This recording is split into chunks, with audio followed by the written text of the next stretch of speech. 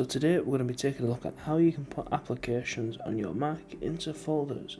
And all we're going to want to do first is open up Launchpad, just like that.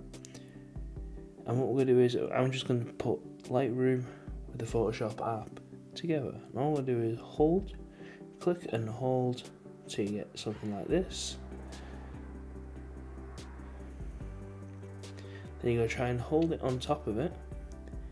And you can see now that we've created a folder. Apple, or the Mac operating system, has predetermined that this folder will be called Graphics and Design. If you don't like that name, you can simply go up here and change it. So we're just going to call this Adobe Photo Apps, like that. As you can see, them two are now in a folder, simple as.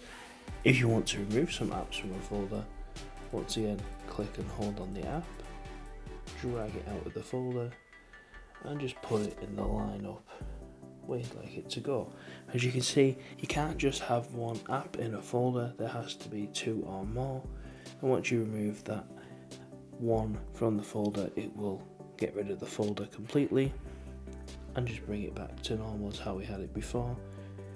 Click to stop the jiggling, and that's everything. Thanks for watching, please like and subscribe.